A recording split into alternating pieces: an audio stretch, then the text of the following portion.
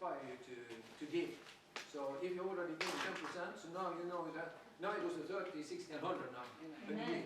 Yeah, you can give more. Amen. Amen. So, Romans 9:16. I'm going to read some Bible verses that actually seems to be contradictory, but the two sides on the thing. So, Romans 9:16. And I'll give you the Bible verses. Je voudrais vous encourager à donner un peu plus que le 10% pour multiplier par 6 jusqu'à 100 fois. And I will be reading from Et on va voir aujourd'hui le livre de Romains 9, 16. Je vais lire des passages bibliques qui auront l'air d'être contradictoires, mais il y a deux manières de voir les choses. On voit d'abord Romains 9, 16. Et je vous donne l'autre verset biblique, 1 Corinthiens 9, verset 24. Je vais lire à partir de deux versions amplifiées de la Bible en anglais. Deux versions différentes. Lisons Romains 9, 16, la version amplifiée. Alors le choix de Dieu ne dépend pas de la volonté de l'homme, ni des efforts humains, tout ce que l'homme peut faire en totalité. Mais cela dépend de Dieu qui montre sa miséricorde, à qui il veut, à qui il choisit. C'est un don souverain de Dieu. Et la grâce est liée à la prédestination et à l'élection. Beaucoup de gens ne comprennent pas ça, mais c'est ainsi que ça marche. Il y a des choses que nous ne choisissons pas, ça a déjà été fait. La grâce est quelque chose qui a déjà été fait. Car Dieu a choisi Israël. Quand il l'a fait, il n'a rien demandé à qui que ce soit. Il n'a même pas regardé en fonction qu'un groupe était plus mauvais que l'autre. Il n'a pas regardé le fait qu'il y a certains qui étaient plus aptes à remporter la compétition. Il a juste dit, je choisis Israël, avant même qu'il ne soit né. Et saviez-vous que c'est la même chose qu'il a faite avec l'Église? Le même principe qu'il a appliqué avec l'Église. Et en un sens, il n'y a qu'une seule personne qui a été élue ou prédestinée. Il s'agit de Jésus. Et parce que nous sommes en Christ, quand nous devenons nés de nouveau, nous devenons un membre du corps de Christ. Nous devenons ainsi un avec lui. Donc ainsi, parce que tu es en Christ, tu as été choisi en lui, avant la fondation du monde. Tu as été appelé avant ta naissance pour l'éternité. Ainsi maintenant, tu es ancré en Christ. C'est là que se trouve la grâce. Et un exemple en ce qui concerne l'onction, l'autorité et les fruits qui vont avec le ministère, ça c'est quelque chose qui est lié à la prédestination. Ça n'a rien à voir avec ce que tu fais. Tu peux même prier pendant plus de 100 ans, que tu le fasses ou non. Rien de cela n'a à voir avec tes actions. Ce qui est lié au ministère est lié à la prédestination. Et l'autorité et l'onction suivent le ministère. Ça reste avec toi pendant toute ta vie. Qui rend tout cela dangereux justement. Vous pouvez encore voir des gens, des prédicateurs que les gens voient que Dieu les utilise puissamment. Et ils vont, même s'ils sont passés par des choses troubles, les signes et les prodiges continuent de les suivre. Et ils ont encore l'autorité. Et beaucoup de signes les accompagnent. Mais on doit être conscient de ces choses-là. C'est justement ça qui montre que tout cela, c'est par la grâce. Mais lorsque nous parlons de ce qui est à nous, de manière légale, c'est-à-dire à travers de l'alliance, c'est-à-dire ce qui concerne tout le monde, là, il s'agit d'une autre affaire. Et c'est pour ça qu'il y a des choses dans la parole de Dieu. Vous trouvez un verset biblique, par exemple, vous l'appliquez, vous priez, vous jeûnez en fonction de la manière dont Dieu vous dirige. Posséder cette parole biblique, ça, c'est une autre manière de posséder ou d'attirer les signes. Et dans cette situation, on nous parle de Jacob et Ésaü. L'un avait été choisi pour être béni, mais l'autre n'avait pas été choisi. Mais le point que Paul veut faire ici, c'est que le choix avait été fait avant même leur naissance. Et par conséquent, il n'y avait rien qui puissait faire pour l'obtenir ou non. Un bon exemple pour illustrer ceci, c'est être un apôtre. Seuls ceux qui ont été choisis pour être des apôtres peuvent être des apôtres, car ils ont été choisis avant même leur naissance. On peut grandir dans tous les autres ministères, on peut même développer les choses des autres ministères. La position d'un apôtre est une position où tu es destiné avant même ta naissance. Si tu n'as pas été choisi pour être un apôtre, tu ne peux pas devenir un apôtre. Les gens font n'importe quoi.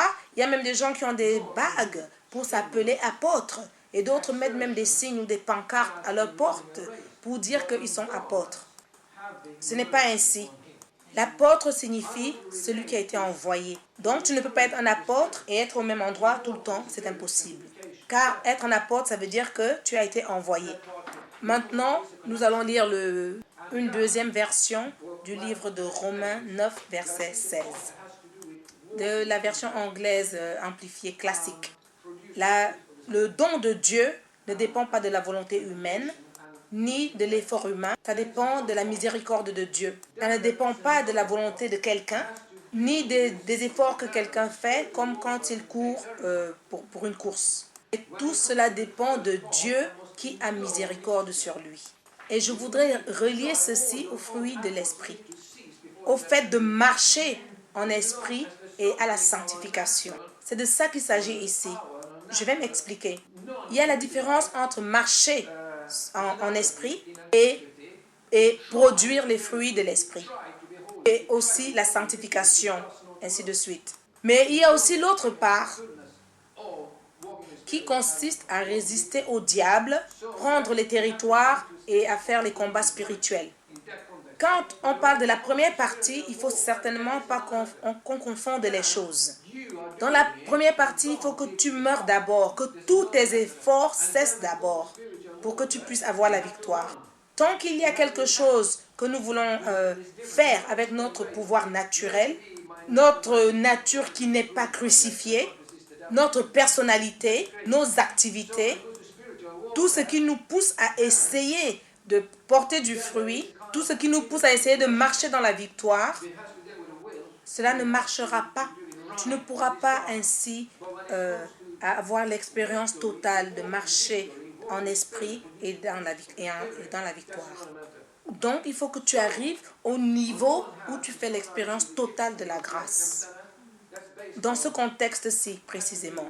Mais quand on parle du combat spirituel, là, il s'agit d'une autre chose. C'est toi qui le mènes et Dieu te donne la puissance. Là, il s'agit d'une autre chose. Quand tu vas dans le combat spirituel, tu dois courir. Tu dois attaquer.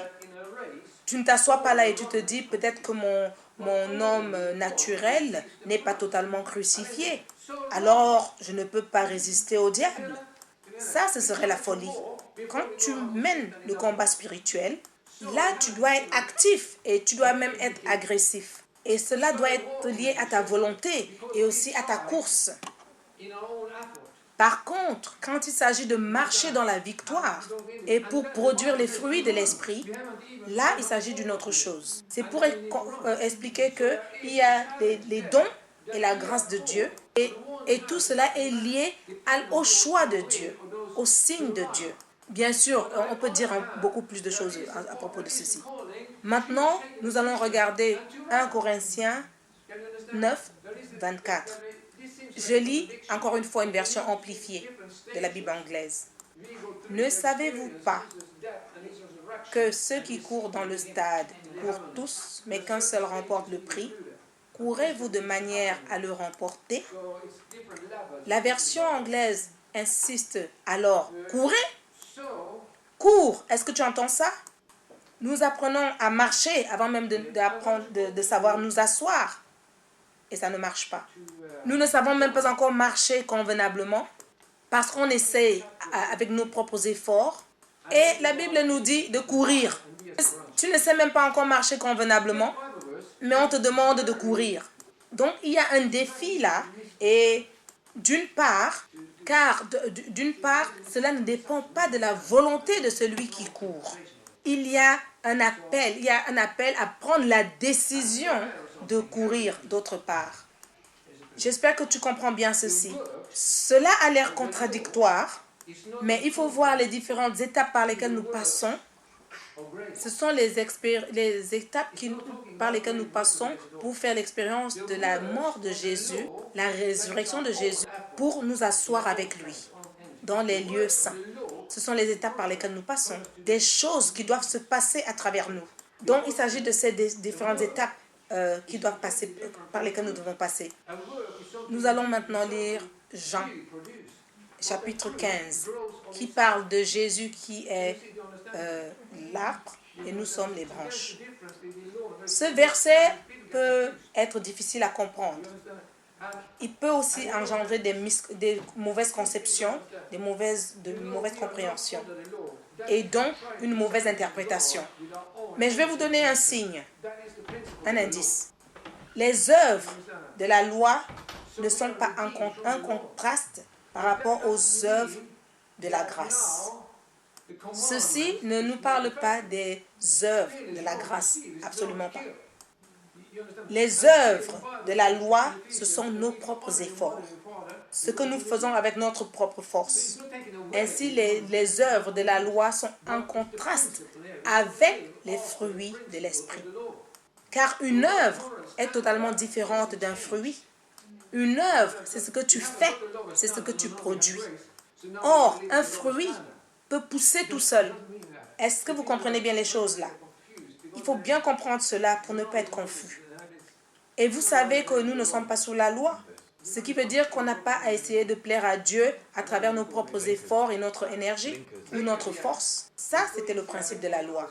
Nous avons été rachetés de la loi, mais cela ne veut pas dire que maintenant, les 10 commandements ne sont plus effectifs. Il est toujours mauvais de voler.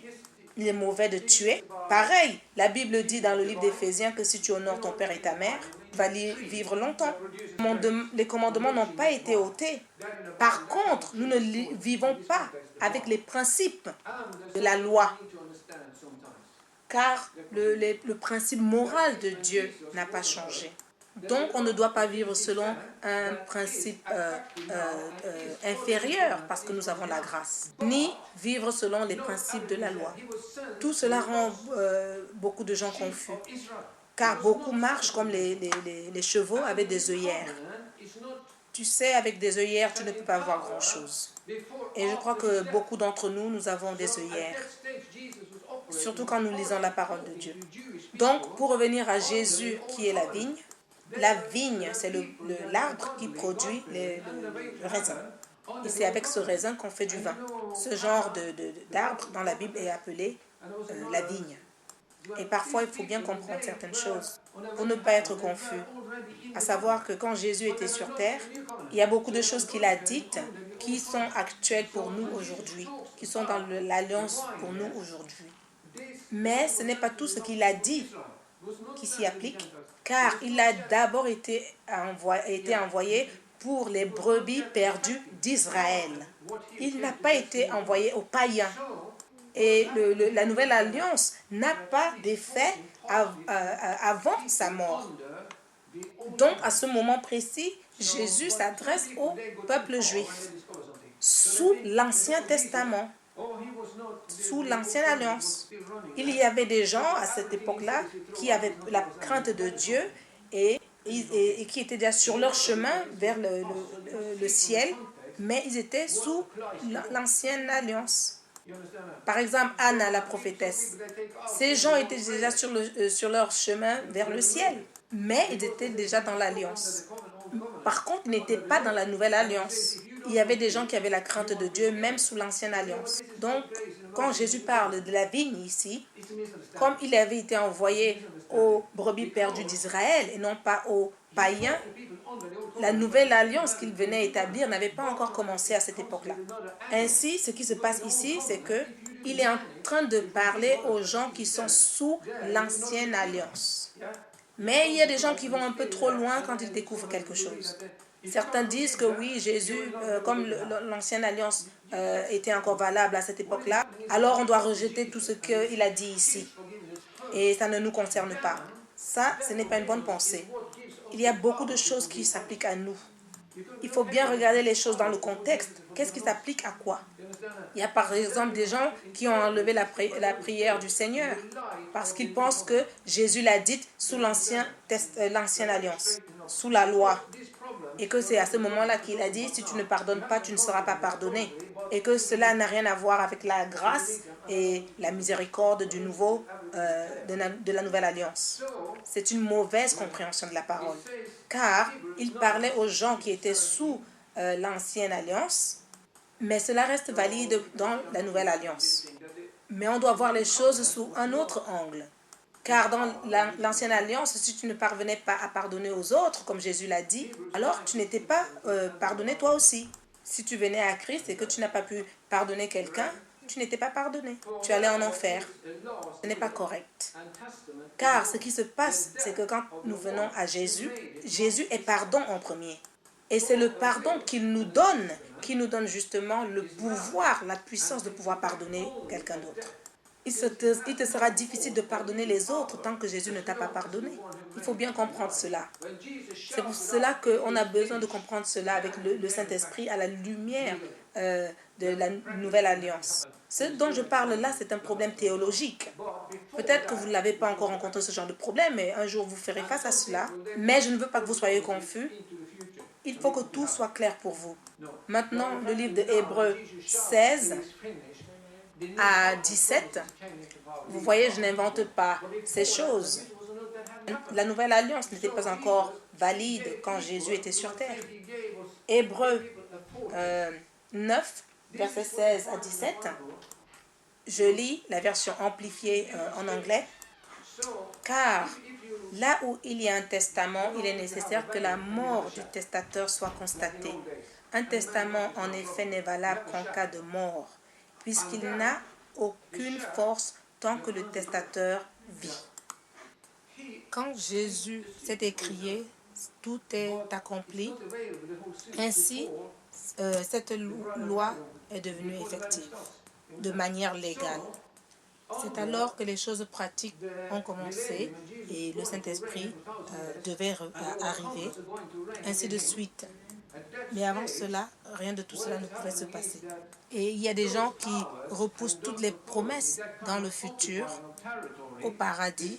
Non. Elles sont effectives maintenant, depuis que Jésus s'est écrié, tout est accompli. Les promesses qui vont avec la nouvelle alliance sont entrées en vigueur légalement. Mais avant la croix, tant que Jésus était là, cela n'était pas arrivé. Donc, Jésus a donné aux gens, c'est-à-dire à nous, un avant-goût d'un statut. C'est ce que nous retrouvons dans la Bible à travers les différentes étapes. Imagine dans un pays où tu as peut-être un chef. Avant que le chef serve la soupe, il la goûte. Mais il ne sert pas la soupe avant que la cérémonie ne commence.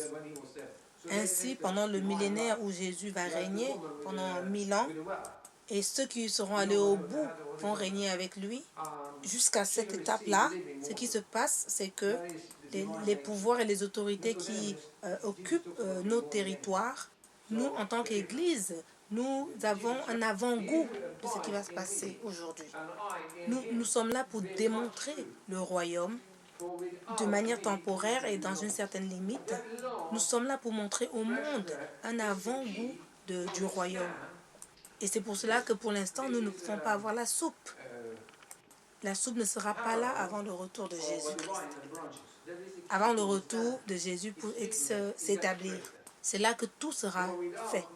En attendant, on passe d'une étape à l'autre, d'une alliance vers l'autre. Et c'est pour cela qu'on doit avoir un avant-goût de ce à quoi les nouvelles choses ressemblent. Donc pour revenir, quand Jésus était sur terre, il nous a démontré les choses à venir, un avant-goût des choses à venir. Et il représente le salut, et il nous a donné le salut pour que nous devenions nés de nouveau. Donc c'est en fait un avant-goût de la vie divine. Par exemple, la Samaritaine a reçu l'eau vive, c'est ça la nature divine. À Nicodème, Jésus a parlé de naître de nouveau. Jean 15, au verset 5, il dit « Je suis le cep, vous êtes les sarments. Celui qui demeure en moi et moi et en qui je demeure porte beaucoup de fruits, car sans moi, vous ne pouvez rien faire. C'est ici la clé, et cette clé nous parle d'être de la nature crucifiée. On ne peut pas essayer de faire les choses sans lui, c'est-à-dire sans être crucifié. Car quand notre nature est crucifiée, là on commence à dépendre de lui. Et c'est là qu'on commence à vivre la vie de la résurrection. Et on ne vit plus une vie avec notre nature naturelle. La clé ici, c'est que sans lui, nous ne pouvons rien faire. Ainsi, la première étape pour produire du fruit est à expérimenter le pouvoir de la résurrection. La clé ici, c'est sans lui, nous ne pouvons rien faire. Donc, la première étape, en fait, c'est de faire l'expérience de l'opposé de ce que nous pensons. C'est en fait d'abandonner toutes les activités qui nous poussent à essayer de produire du fruit. C'est ça, être crucifié en Christ. Imaginons une personne qui a un problème avec un problème de colère. Et que cette personne se retrouve devant des gens qui le rendent toujours en colère. Et chaque fois, je suis patient. J'essaie toujours d'être patient. Et j'essaye. Et puis un jour, j'éclate. Ensuite, je me mets à prier. Je dis, Seigneur, fortifie-moi. Que je sois capable d'être encore plus patient. Ce n'est pas la bonne prière. Tu n'as pas besoin de demander au Seigneur de te fortifier. Contre, tu dois lui demander de te fortifier pour que tu aies confiance en sa nature qui se trouve en toi. C'est comme ça que le pouvoir de la résurrection entre en activité à travers nous. Il commence à avoir effet dans notre vie. Il n'y a pas de résurrection sans la croix. Souvent, on veut sauter vers la résurrection sans la croix. C'est parce qu'on mélange tout. Et cela fait aussi un mélange dans notre vie. C'est un peu comme marcher à moitié par la chair, marcher à moitié par l'esprit. À moitié avec notre force, à moitié avec la force du Seigneur. Ce n'est pas possible de vivre ainsi. Ça doit être pur que sa force. On ne peut pas mélanger les deux. Donc si vous voyez le parallèle que j'essaie de faire, Jésus est en train de dire que ceux qui ne portent pas du fruit, il va les couper et les envoyer dans le feu. Ça fait très peur. Parce qu'on sait tous qu'on doit produire des fruits spirituels. Mais on sait aussi que ce n'est pas facile de produire les fruits tout d'un coup. Et donc ça fait peur. Mais le Seigneur parle dans une situation où les Juifs se trouvaient sous l'ancienne alliance. Car ils agissaient déjà en fonction de cette alliance. Ils n'étaient pas encore dans la nouvelle alliance. Donc il y a ce défi ici qui dit tu dois porter du fruit, sinon je te coupe.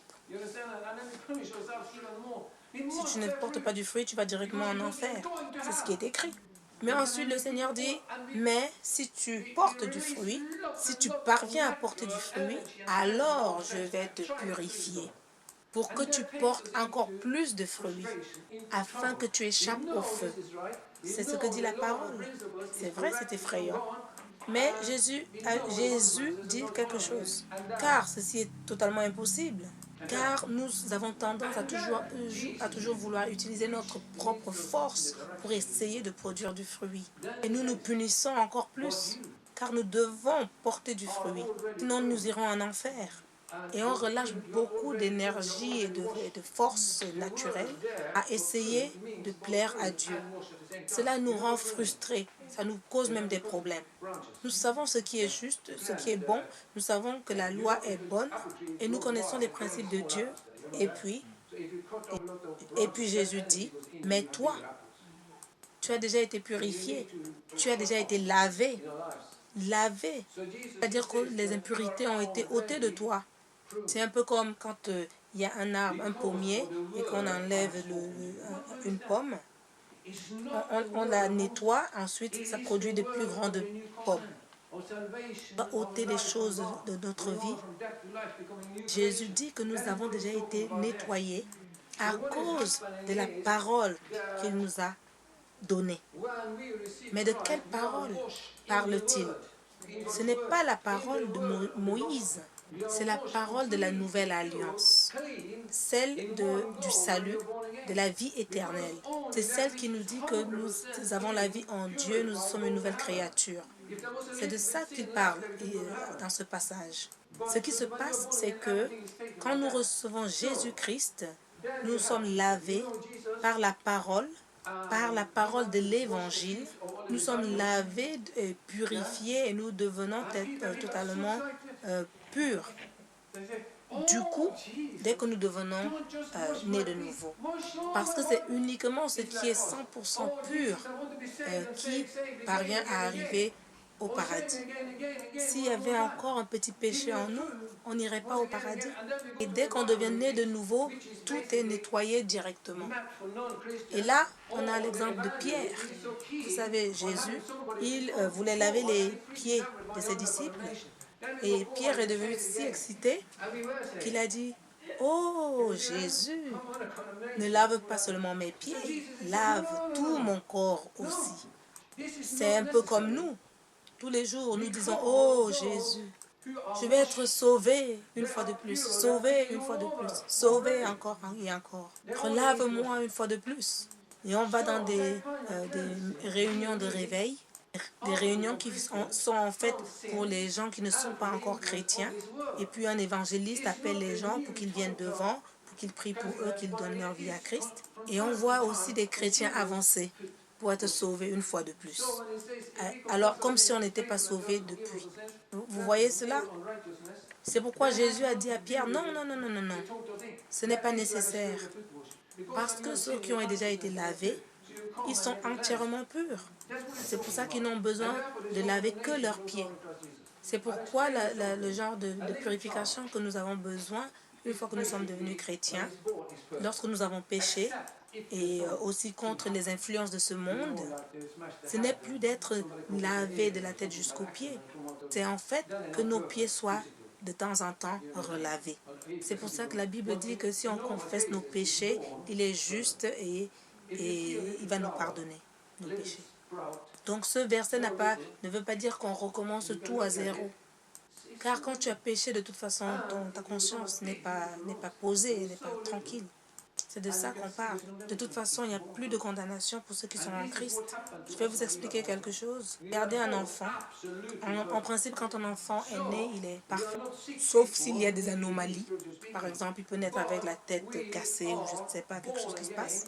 Un accident qui se passe à la naissance. Et dans un cas normal, un enfant naît parfait. Si tu vois une petite fleur, un petit bourgeon, tout petit, il est tout petit et après il devient une très belle rose. Et quand tu le vois tout petit, il est parfait. C'est la même chose qui se passe avec nous quand nous devenons nés de nouveau. Nous sommes nés de nouveau absolument parfaits. Donc nous ne sommes pas des malades qui avons besoin de la guérison quand je parle de manière spirituelle. Nous sommes nés de nouveau, purifiés, lavés, une nouvelle créature, fait selon la justice de Dieu et rendu parfait par le sang de Jésus. Et nous avons besoin de grandir. Et pour qu'on grandisse, il y a des choses dont nous ne sommes pas conscients. Et nous allons prendre conscience de ces choses après. Et certaines choses, nous devons même les enlever de notre vie pour la rendre un peu plus disciplinée. Dans un autre contexte, la Bible nous enseigne que les maîtres d'école, dans les temps anciens, les gens qui avaient de l'argent avaient toujours un maître d'école pour leurs enfants, pour les entraîner, les former à la discipline. On voyait cela surtout dans l'aristocratie, dont on va en fait suivre ce genre de procédure. Notre maître d'école, c'est le Seigneur. Mais en fait, celui qui s'occupe du rôle de maître d'école, c'est le Saint-Esprit. C'est lui qui nous forme, nous discipline. Et il nous met dans des situations qu'on doit expérimenter pour grandir justement, pour être plus mature. Parce que si on n'expérimente pas des difficultés, on doit vraiment passer par des difficultés pour comprendre. Parce qu'une fois qu'on est devenu né de nouveau, notre esprit, notre âme et notre corps doivent devenir un peu plus comme Christ pour qu'on grandisse, pour qu'on soit sanctifié et aussi pour qu'on soit utile. Mais c'est une procédure qui est très longue. C'est une procédure qui fait une sanctification graduelle. Maintenant, je vais vous poser une question. Qu'est-ce que fait une branche? Que fait une branche pour produire un fruit? Absolument rien. Sans moi, vous ne pouvez rien faire. Donc, quand tu vois tout ça et que tu vois toutes tes batailles, tes combats, et que depuis tu essaies de produire du fruit, Il faut simplement te reposer sur le fait que tu es une branche et que tu ne peux rien produire. Car c'est seulement l'arbre qui peut produire le fruit en toi, la branche. C'est la première clé. Donc vous voyez? Donc cela veut dire qu'il y a quelque chose en nous qui doit d'abord mourir pour que le pouvoir de la résurrection commence à avoir effet sur nous. J'ai lu une histoire de personnes qui portent des sacs pour des gens qui montent vers la montagne. Et il y avait souvent une compétition. Et il y a un monsieur qui essaie de soulever un poids, un très lourd poids. Il essayait de toutes ses forces, mais il n'y arrivait pas. Et il essayait, il n'y arrivait pas. Et juste derrière lui, il y avait un monsieur beaucoup plus costaud qui était prêt et qui pouvait porter le poids rapidement, tout d'un coup. Mais le problème, c'est que le petit gars était devant lui. Et il essayait d'essayer, il continuait d'essayer. C'est de la même manière que nous mettons sur le chemin et nous empêchons que le Saint-Esprit en nous produise du fruit. Et nous qui sommes sur le chemin, parce que nous essayons de faire ce que seul le Saint-Esprit est capable de faire. Je vais vous donner un autre exemple, celui des sauveteurs en mer. Un bon sauveteur en mer, j'ai lu une histoire, je vais vous la raconter. Donc il y avait des prédicateurs qui se trouvaient près d'un océan. Et il y a un jeune homme qui a commencé à couler parce qu'il ne savait pas nager. Et il y avait ce monsieur qui savait très très bien nager. Il était un sauveteur. Et les prédicateurs se mettent en colère et lui disent mais va le sauver. Pourquoi tu le fais attendre comme ça? Vas-y, vas-y. Et juste avant que le jeune homme ne coule, il s'est lancé pour le sauver. Et il a sorti de l'eau. Pourquoi? Parce que la résistance était finie. La résistance du jeune homme était finie. Tant que le jeune homme se débattait tout seul, il n'avait pas besoin d'aide. C'est la même chose que nous faisons avec le Saint-Esprit. C'est lui qui peut nous rendre sanctifiés. C'est lui qui peut faire le travail en nous. Donc sache que Dieu attend qu'on ait utilisé toutes nos forces. Et une fois qu'on est à bout de force, là, il entre en jeu. De la même manière, Jésus est notre substitut sur la croix où il a expérimenté la mort et la résurrection. Donc de la même manière, le Saint-Esprit est un substitut qui se trouve en nous et qui agit à travers nous. Donc c'est le rôle et la responsabilité du Saint-Esprit de produire du fruit qui nous donne la victoire. Vous comprenez maintenant ce que je veux dire? La Bible dit dans le livre de Galates 5, les fruits de l'esprit, c'est l'amour. Vous savez, quand on essaie de marcher dans l'amour et qu'on ne fait pas confiance à l'esprit de produire du fruit, en nous, on va échouer. Nous sommes condamnés à échouer. Ça ne peut pas marcher. Nous pouvons toujours essayer, mais ça ne marchera pas. Mais le fruit de l'esprit, c'est l'amour, la joie, la paix, la patience, la bonté, la bénignité, la fidélité, la douceur, la tempérance. Pensez-y. Il y a des gens qui peuvent être gentils jusqu'à ce que quelque chose arrive. Et là, ils échouent. Dès que quelqu'un fait quelque chose qu'il n'aime pas, la gentillesse s'envole. Et là, on se rend compte qu'ils ne sont pas aussi gentils qu'ils paraissaient avant. Vous comprenez ça? La tempérance, c'est le fruit de l'esprit. Le self-control. Ce n'est pas par ma force, c'est par la force du Saint-Esprit. C'est le Saint-Esprit qui peut produire la tempérance en moi. Donc, on doit apprendre à permettre au Saint-Esprit de produire ses fruits en nous. Et il est écrit que pour toutes ces choses-là, il n'y a pas de loi. Il n'y a aucune loi contre ces choses-là. Bien sûr que si on vit une vie où tout le monde produit ces fruits-là, on n'aura pas besoin de loi. Bien sûr, ce ne sera pas nous qui agirons, ce sera l'Esprit qui agira à travers nous. Donc, vous comprenez ce que la parole dit quand Jésus dit « Car sans moi, vous ne pouvez rien faire ». Tout est lié à la croix. Ce qui se passe, c'est que quand on laisse la croix de côté, pendant nos prédications, c'est très dangereux. Parce que les esprits du mal, ils entrent à travers notre ancienne nature. Les esprits mauvais ont permission à travers notre ancienne nature. Et c'est ce que nous appelons l'âme. Et elle a besoin d'être crucifiée. Mais la croix, quand notre âme devient crucifiée, quand la croix est clouée à l'âme, c'est ça l'expérience d'être crucifié avec Christ. À ce moment-là, il n'y a pas de moyen pour qu'un mauvais esprit puisse entrer. Cela bloque les esprits mauvais. La croix bloque les esprits mauvais. Cela veut dire que, à travers la crucifixion, l'âme naturelle qui se trouve en nous, le diable ne peut pas entrer et la toucher. Mais quand il y a quelque chose qui n'est pas crucifié en nous, là que le diable va passer. C'est par là qu'il va frapper pour faire quelque chose dans nos vies. Ce n'est pas le péché en soi. Parce que regardez par exemple Adam. La Bible dit que Adam avait été fait une âme vivante. Le premier Adam a été fait une âme vivante. Et l'apôtre Paul dit, en citant le livre de la Genèse, chapitre 1, que quand Adam a été créé, il est devenu une âme vivante. On dit que la vie de la chair se trouve dans le sang, ce qui peut se traduire par l'âme de la chair se trouve dans le sang. C'est pour cela que le sang est donné à travers notre âme. Pourquoi que le sang est donné pour nos âmes? Quand Jésus a donné son sang, il a donné son sang pour que nos âmes soient sauvées. Car c'est l'âme qui prend les décisions. L'âme peut décider soit de suivre l'esprit, soit de suivre la chair. C'est pourquoi il y a une nouvelle alliance qui permet le pardon des péchés à travers le sang de Jésus.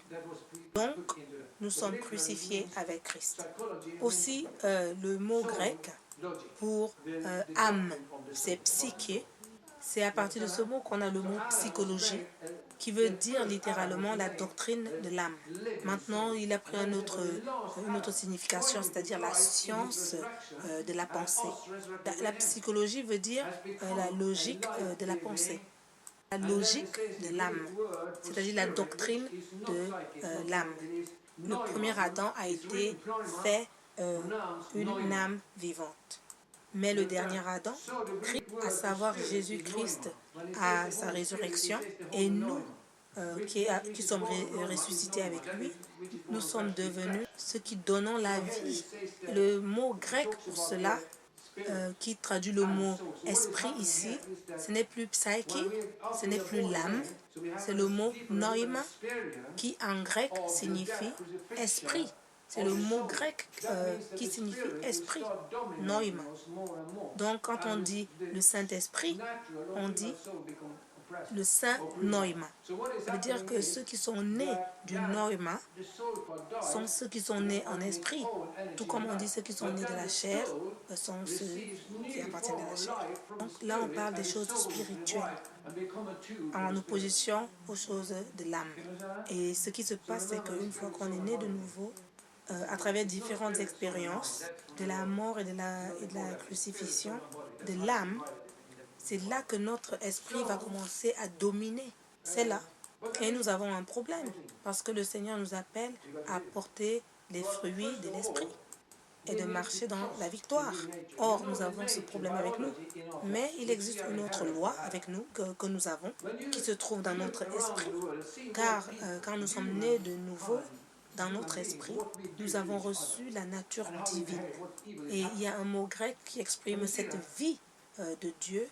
Vous savez, quand il souffle sur nous, c'est là qu'on reçoit sa nature divine par amour. Le mot grec qui exprime cette nature divine, c'est le mot tsoé. Et ça ne parle pas de la vie psychologique. Le tsoé, c'est la vie divine, la vie de Dieu.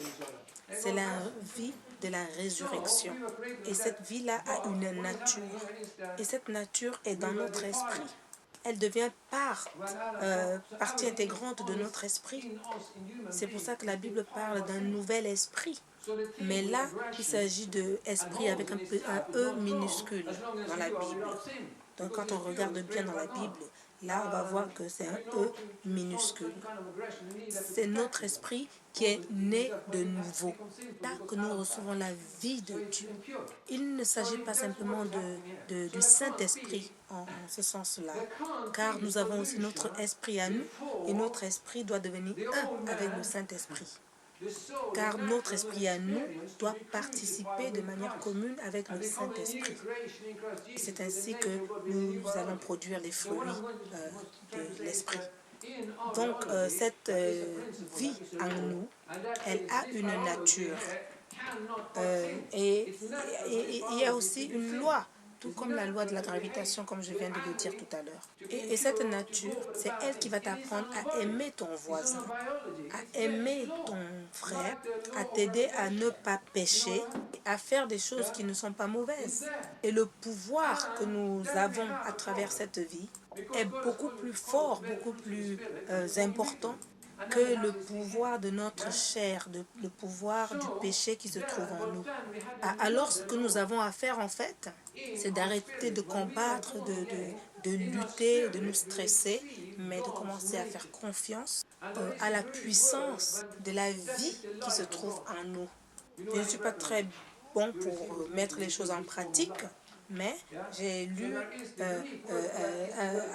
le livre d'un prédicateur qui essaye d'expliquer comment ce principe marche. Et il dit ceci, il avait des problèmes, je crois, pour dormir. Et un jour, Dieu lui a montré de faire confiance à la loi naturelle que lui-même il avait créée. Et dès qu'il a compris, la première chose qu'il a faite, c'était de se débarrasser de tous les médicaments et les pilules pour dormir qu'il avait. Mais vous comprenez le principe ici. C'est de savoir faire confiance au pouvoir de la vie que nous avons reçu. Il y a encore quelques petits trucs que nous avons à faire. N'essaye pas de produire de l'amour. Aie plutôt confiance au Saint-Esprit, car c'est le Saint-Esprit qui peut produire l'amour.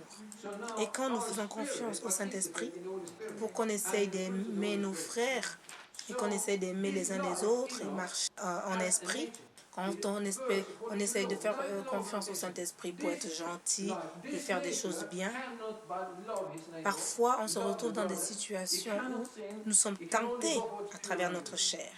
Et en fait, et là, on essaie de se lever ou de remarcher par nous-mêmes.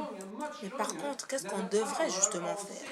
Et quand on croit en Dieu, il faut vraiment avoir confiance à l'action du Saint-Esprit qui est en nous et croire que par le Saint-Esprit qui se trouve en nous justement, nous devons reconnaître que notre corps, notre chair a déjà été crucifié avec Christ.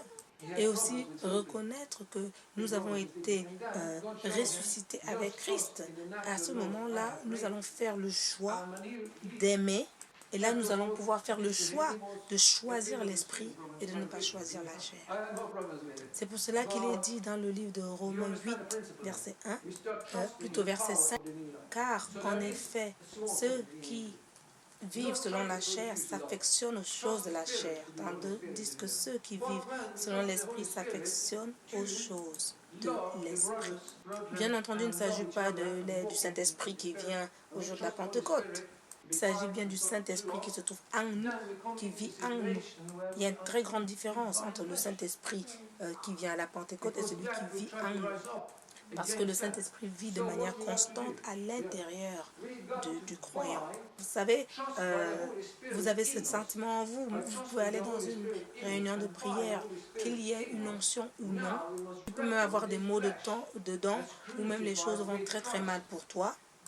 Et même si tu es en train de vomir, ou que tu n'as même pas assez dormi, même si quelqu'un se met en colère contre toi, tout cela ne change rien au fait que le Saint-Esprit qui est en toi demeure en toi.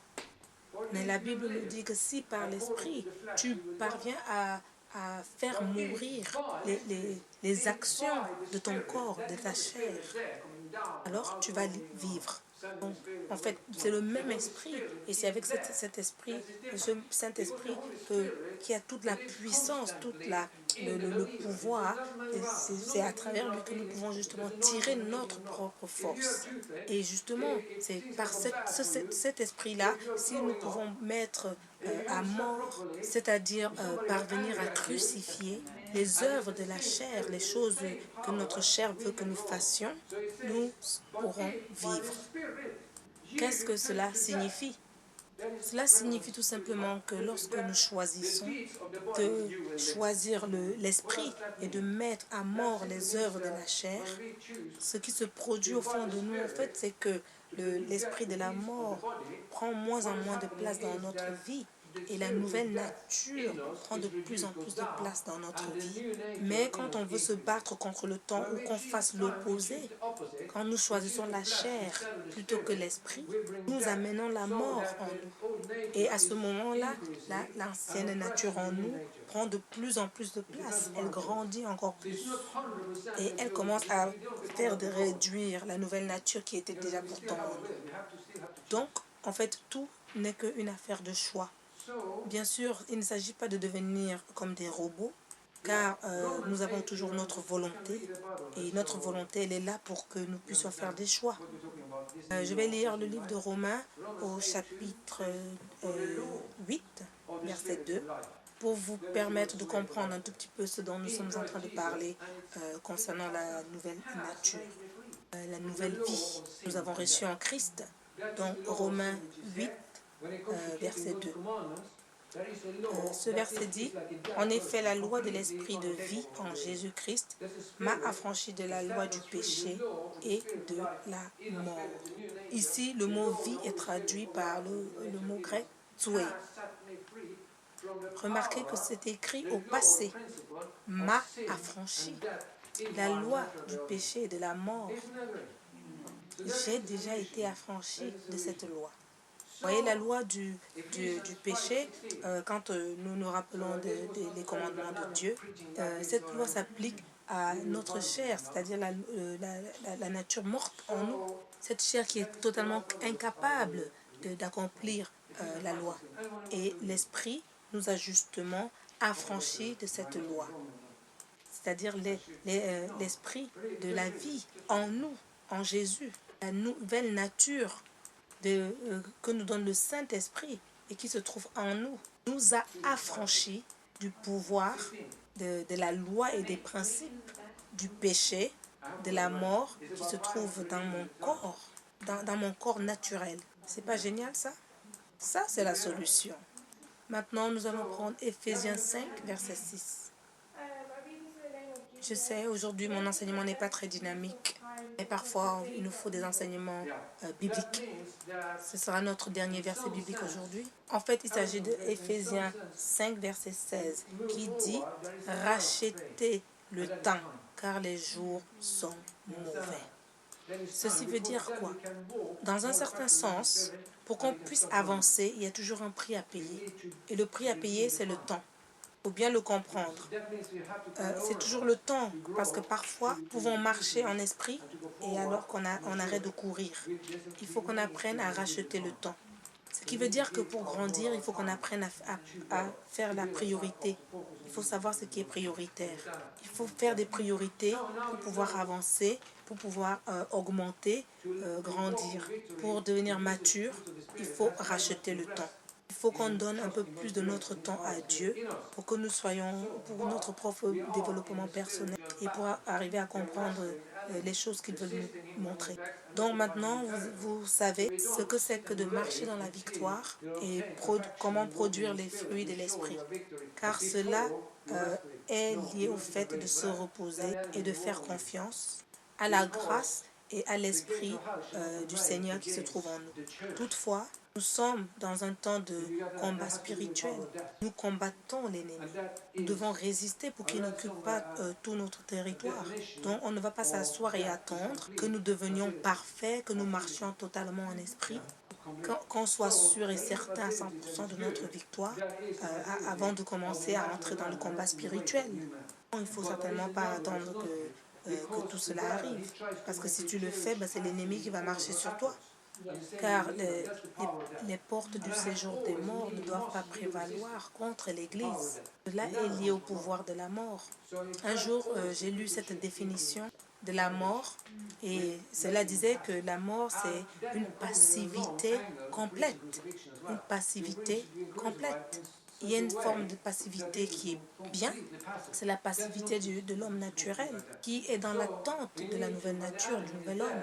Mais il y a une autre passivité qui n'est pas bonne, c'est celle du diable qui essaie de rendre l'Église passive, où l'effort devient moindre et les croyants en font moins, ou font peu de choses. Ça, c'est le pouvoir de la mort. Et nous avons toujours besoin de résister au pouvoir de la mort. Cela ne vient jamais de Dieu. Le diable essaie toujours de mettre l'Église en esclavage, en rendant l'Église passive. Et cela peut venir avec une manière de prêcher qui est totalement mauvaise. Il y a certaines prédications qui font que les gens deviennent totalement passifs au lieu que leur nature crucifiée prenne le dessus. Ça ne devrait pas être comme ça. Comme nous savons que l'ennemi est là, nous devons être actifs. Et nous devons aussi apprendre à tirer notre énergie de Dieu et à ne pas utiliser notre énergie naturelle. Ainsi, nous pourrons résister au diable, racheter le temps, courir la course. Je n'ai pas dit marcher, mais j'ai dit de courir pour attraper le prix, occuper notre territoire jusqu'au retour de notre Seigneur. Amen. Amen. Maintenant, nous allons prier. Répétez après moi.